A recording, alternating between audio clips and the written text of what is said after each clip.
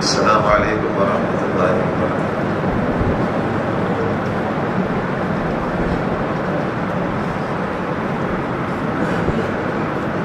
بسم اللہ الرحمن الرحیم۔ الحمد للہ وحدہ والصلاة والسلام علی من لا نبی بعدہ۔ فاعوذ باللہ من الشیطان الرجیم، بسم اللہ الرحمن الرحیم۔ والمؤمنون والمؤمنات بعضهم أولياء بعض يأمرون بالمعروف وينهون عن المنكر ويقيمون الصلاة ويؤتون الزكاة ويطيعون الله ورسوله أولئك سيرحمهم الله إن الله عزيز حكيم صدق الله العظيم۔ اللهم صل على محمد وعلى آل محمد كما صليت على إبراهيم وعلى آل إبراهيم إنك حميد مجيد۔ سبحان ربك رب العزة عما يصفون وسلام على المرسلين والحمد لله رب العالمين۔ دوست عزیز بزرگو، جناب کریم صلی اللہ علیہ وسلم اور حضرات صحابہ کے یہاں خوشیاں اس بات پر منائی جاتی تھی، اور ان کے یہاں خوشی کے مواقع کیا تھے؟ اللہ معاف کر لے، ہمارے یہاں خوشیاں دو چیزوں پر ہے، یا تو ملک آنے پر ہے یا تو مال آنے پر ہے۔ معاف کرنا، ہم نے حیات الصحابہ میں دیکھا کہ یہ دونوں مواقع حضرات صحابہ کے یہاں رونے کے مواقع تھے۔ وہ تو ملک کے آنے پر بھی روتے تھے اور مال کے آنے پر بھی روتے تھے۔ روایت میں آتا ہے کہ صحابہ نے قبرص فتح کیا، جس کو آج ہم سائپرس کہتے ہیں، جس کو امیر معاویہ رضی اللہ عنہ اپنی بیوی بنت قرظہ اور عبادہ بن صامت کے ساتھ طرابلس کے سمندر سے سفر کیا تھا سائپرس کے لیے۔ ہم لوگ گئے تھے طرابلس، انہوں نے ہم کو کہا یہی سمندر ہے جہاں سے امیر معاویہ نے قبرص کی فتح کا سفر کیا تھا۔ جیسے قبرص فتح ہو گیا اور اہل قبرص غلام بنا دیے گئے اور ان کی تقسیم صحابہ کے بیچ میں ہونے لگی، تو جبیر بن نفیر رضی اللہ عنہ فرماتے ہیں کہ حضرت ابو درداء رضی اللہ عنہ ایک گوشے میں بیٹھ کر رو رہے تھے۔ تو حضرت جبیر بن نفیر رضی اللہ عنہ حضرت ابو درداء رضی اللہ عنہ کے قریب آئے کہ ابو درداء، آج اسلام اور اہل اسلام کو اللہ نے عزت دی ہے، آج عزت کے موقع پر اب رو رہے ہیں۔ تین باتیں فرمائی اس وقت ابو درداء رضی اللہ عنہ نے، ہم سب کے لیے عبرت ہے۔ فرمایا یہ قوم غلبے والی تھی۔ دوسرا جملہ کہا یہ قوم زبردست تھی۔ تیسرا جملہ کہا اس قوم میں بادشاہت تھی، لیکن ان سے ایک خطا ہو گئی ہے کہ انہوں نے اللہ کے احکامات کو چھوڑ دیا۔ اور اگلا اصول بیان کیا کہ جو قوم اللہ کے احکامات کو چھوڑ دیتی ہے، اللہ ان پر غلامی مسلط کر دیتی ہے۔ معاف کرنا، اگلا جملہ ابو درداء کا بڑا پیارا ہے۔ فرمایا جس پر اللہ غلامی مسلط کر دے کہ یہ علامت ہے کہ اس قوم کی اللہ کی یہاں کوئی حیثیت نہیں اور اللہ کو اس قوم کی کوئی پرواہ نہیں۔ تو بات عرض کر رہا تھا، اصول ہے کہ اتنا بڑا موقع لیکن درو ہے۔ ہمارے یہاں دوسرا موقع یہ ہے کہ مال آیا، خوشی ہے۔ سیدنا عمر رضی اللہ عنہ کے پاس قادسیہ کے میدان سے مال آیا، اور اتنا مال،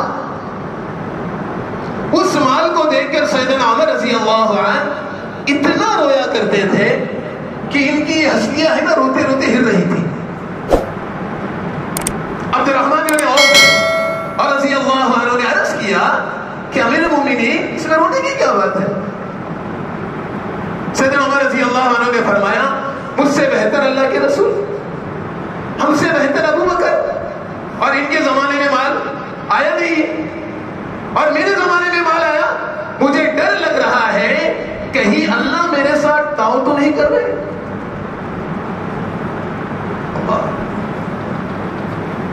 صحابہ دیکھا کرو یہی رنگ ازواج کے اندر بھی تھا اور یہی رنگ مدینہ کی عورتوں میں بھی تھا. زینب بنت جحش رضی اللہ عنہا کپڑے رنگ رہی تھی, یہ ان کا پیشہ تھا, کپڑے رنگ رہی تھی اور ان کا سالانہ وظیفہ 5000 درہم سیدنا عمر رضی اللہ عنہ نے بھیجے اور یہ پوری ان کے گھر کے کونے میں رکھی جا رہی تھی. انہوں نے رنگتے رنگتے کہا کہ مردوں کا کام امیر المومنین عورتوں سے لینا چاہتے ہیں, یعنی تقسیم کے لیے تو مرد ہے, عورتیں نہیں ہیں. آنے والے نے کہا یہ مال تقسیم کے لیے نہیں ہے, یہ مال آپ کے لیے ہے. تو فوراً آنکھوں میں آنسو آ گئے اور پہلا کلمہ جو ادا کیا وہ سمجھ لینا, پہلا کلمہ یہ تھا, یہ مال آنے کے بعد جناب کریم صلی اللہ علیہ وسلم کے ساتھ رہ کر بھوک برداشت کرنے کی جو سنت تھی وہ سنت اب ختم ہو جائے گی. اور اگلا جملہ کہا یا اللہ آئندہ سال عمر مجھے مال بھیجے, اس سے پہلے مجھے موت دے دینا. تو دونوں استدلال پورے ہوئے. ان کے یہاں ملک اور مال کے آنے سے خوشی نہیں تھی, یہ دونوں مواقع تو رونے کے تھے. پھر ان کے یہاں خوشی کس بات پر تھی؟ اللہ معاف کر لے, ہمارے سینے ان سے خالی ہو گئے. ان کے یہاں خوشی لوگوں کی زندگی میں دین کے آنے کی وجہ سے تھی. ان کی یہاں خوشی لوگوں کی زندگی میں دین کے آنے کی وجہ سے تھی. سیرت سناتا ہوں. حیات الصحابہ میں شیخ یوسف رحمۃ اللہ علیہ نے فرمایا وہ ملک اور مال کے فتح ہونے پر اتنے زور سے تکبیر نہیں کہتے تھے, اتنا ایک آدمی کے اسلام پر اتنے زور سے تکبیر کہتے تھے. حضرت صحابہ نے انطاکیہ فتح کیا. اہل انطاکیہ نے کہا ہم آپ سے لڑنا نہیں چاہتے, اس لیے کہ آسمانی خدا آپ کے ساتھ ہے. اور کہنے والے نے بڑا پیارا جملہ کہا ہے, جن کے ساتھ آسمانی خدا ہو جائے, فرمایا یہ پہاڑ سے ٹکرا جائے تو پہاڑ بھی ان کے سامنے ریزہ ریزہ ہو جائے گا. جملہ کہو خوبصورت, نہ عدد سے نہ عدد سے, اللہ کی معیت ساتھ میں نہیں ہوتی ہے. یہ جملہ ہے, علماء سے پوچھ لینا. اللہ اکبر. تو کہا آپ سے لڑنا نہیں چاہتے, ایسے کہ آسمان خدا آپ کے ساتھ ہے, لیکن آپ ہمارے رعایا پر اسلام پیش کریں, جو قبول کرے وہ آپ کا ہے اور جو قبول نہ کرے آپ اس پر زبردستی نہ کریں. ٹھیک ہے. ایک گرجا گھر میں ایک کو لایا جاتا, بڑا پیارا خوبصورت منظر لایا جاتا, اور حضرت صحابہ اس پر کلمہ پیش کرتے تھے. وہ جیسے کہتا تھا لا الہ الا اللہ محمد رسول اللہ, صحابہ اتنے زور سے تکبیر کہتے تھے, اتنے ملکوں کے فتح ہونے پر بھی نہیں کہتے تھے. اور وہ پیارا پیارا منظر, صحابہ اس کو گھسیٹے, اس کے رشتہ دار اس کو گھسیٹے, یہاں تک اس کے کپڑے پھٹ جاتے تھے اور صحابہ اس کو اپنے پاس لے آتے تھے. لیکن اگلا جملہ, اگر وہ کوئی یہ کہتا کہ میں اپنے دین پر باقی ہوں, میں اسلام میں داخل نہیں ہو رہا ہوں, تو صحابہ کہتے تھے ہمیں لگتا تھا کہ ہم میں سے ایک آدمی چلا ہے, ہم میں سے ایک آدمی چلا. پھر میں اس کے اسباب ہے تو اللہ سیدنا عمر رضی اللہ عنہ اسلام لائے, دار ارقم میں استدلال پیش کرنا ہے. سیدنا عمر رضی اللہ عنہ اسلام لائے دار ارقم میں, تو اس وقت جو صحابہ دار ارقم میں موجود تھے انہوں نے اتنے زور سے تکبیر کہی کہ مکہ کی ساری گلیوں میں وہ تکبیر کی آواز سنائی دے رہی. یعنی اتنی خوشی حضرات صحابہ کو ان کے اسلام کے داخل ہونے سے. اب دوسری بات دوست, آج ہمارا تھکنا کس وجہ سے, دنیا کے لیے جو اللہ کی نگاہ میں محفوظ ہے,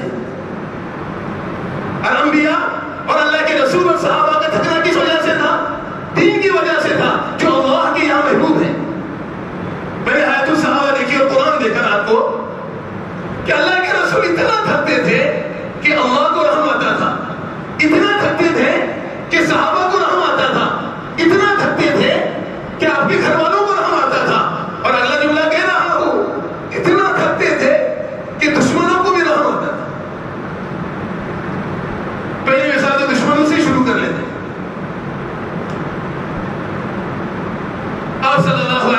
وسلم طائف سے واپس آئے. قرن ثالث تک اللہ کے رسول بے ہوشی میں چل رہے. ہماری جماعت گئی تھی طائف. تو ہمارے ساتھی نے کہا یہاں کوئی قبیلے بنی ثقیف کے لوگ ہیں. چند خوبصورت جوان کھڑے ہو گئے. کہا ہم ہی وہ لوگ ہیں جن کے باپ دادا نے اللہ کے رسول پر پتھر برسائے. ہم یہ بدنصیب لوگ ہیں جن کے باپ دادا نے اللہ کے رسول صلی اللہ علیہ وسلم پر پتھر برسائے. اتنے پتھر برسائے کہ اللہ کے رسول صلی اللہ علیہ وسلم کو لہو لہان کر دیا. اس حالت میں اللہ کے رسول پہنچے عتبہ شیبہ کے باغ میں. بڑا خوبصورت جملہ عتبہ شیبہ نے دور سے دیکھا. کیا جملہ ہے؟ تو صحابہ میں رشتہ داری کا جذبہ ابھر رہا ہے کہ جب دیکھا کہ اللہ کے رسول کا خون بہتے بہتے تلوے تک آ رہا ہے اور اللہ کے رسول انتہائی غمگین بیٹھے ہیں، تو یہ جملہ کہا اگرچہ عتبہ شیبہ دشمن رسول ہے لیکن رشتہ داری کا جذبہ ابھر آیا اور ایک کلمہ کہا بنی عبد المطلب کے بیٹے کا کیا حال ہو گیا. اتنا تک ہے. آپ صلی اللہ علیہ وسلم سفر شروع کرتے تھے تو آخری ملاقات حضرت فاطمہ رضی اللہ عنہا سے ہوتی تھی. جب سفر سے واپس آتے تو پہلے مسجد آتے اور ملاقات کی ابتدا حضرت فاطمہ رضی اللہ عنہا کے گھر سے ہوتی تھی. جیسے ملاقات کے دروازے پر آئے حضرت فاطمہ رضی اللہ عنہا اللہ کے رسول کے چہرے انور کو دیکھا کہ تھکان کے آثار، بڑا گندا حالی، بال بکھرے ہوئے. اس پر حضرت فاطمہ رضی اللہ عنہا رو پڑی. تب اللہ کے رسول صلی اللہ علیہ وسلم نے تسلی دیتے ہوئے کہا بیٹی رو مت، ایک وقت آنے والا ہے کوئی ٹیلا، کوئی خیمہ، کوئی بستی، کوئی گھر ایسا نہیں ہوگا جس میں اللہ تیرے باپ کے دین کو داخل نہیں کریں گے اور ماننے والوں کو عزت دیں گے اور نہ ماننے والوں کو اللہ ذلیل کر دیں گے. اسی مثال ہم خوب سوچے ہمارا تھکنا کس پر ہے، آج ہماری خوشیاں کس پر ہے، ہم لوگ سوچیں. تیسری مثال حکم ابن قیسان رضی اللہ عنہ قید ہو کر آ گئے مدینہ، جو مشرکین مکہ کے فائنینسر تھے. جملہ دو آج آپ کو ہدایت کا جذبہ اور عدالت کا جذبہ کبھی ایک قلب میں مجتمع نہیں ہو سکتا ہے. ہدایت کا جذبہ اور ہلاکت کا جذبہ ایک قلب میں کبھی جمع نہیں ہو سکتا ہے.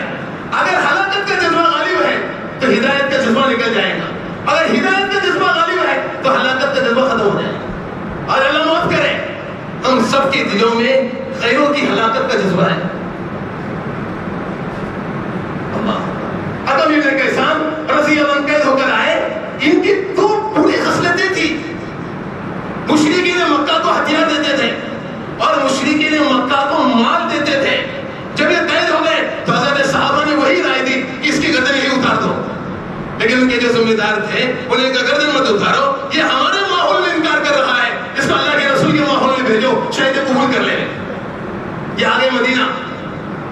اللہ کے رسول ان کے پاس اتنی مرتبہ گئے کہ سیدنا عمر جس امت کے ملحق ان کو رحم آ گیا. اللہ کے رسول کتنا تھکیں گے اس پر، آپ یہ قبول تو نہیں کر رہا، آپ مجھے اجازت دو میں جہنم میں اس کے ٹھکانے اس کو پہنچا دیتا ہوں.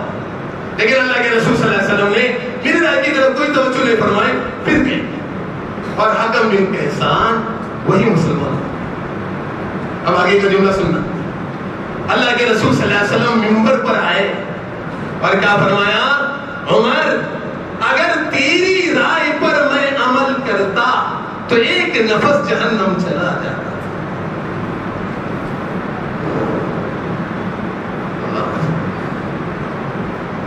معاف کرنا آپ سب بڑے لوگ ہیں. سیدنا عمر کے زمانے میں جملہ تو سناؤ کیا آپ کو، مسلمانوں کا دفاع کس میں ہے؟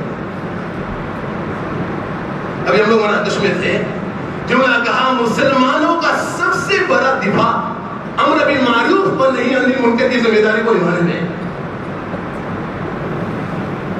سب سے بڑا دفاع امر بالمعروف اور نہی عن المنکر کی ذمہ داری کے نبھانے میں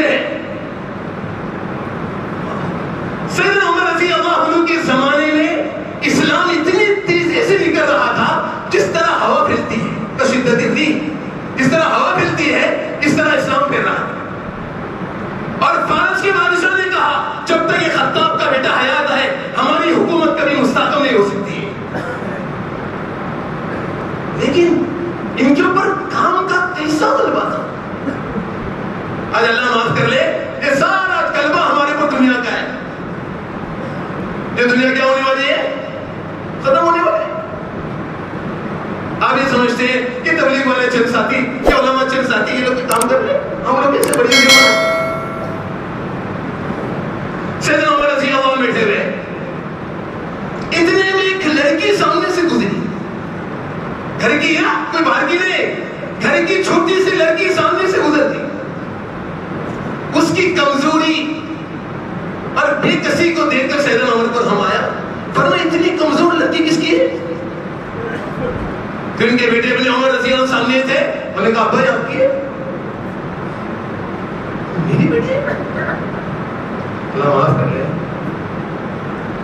سیدنا عمر کا جملہ سنا دیتا ہوں.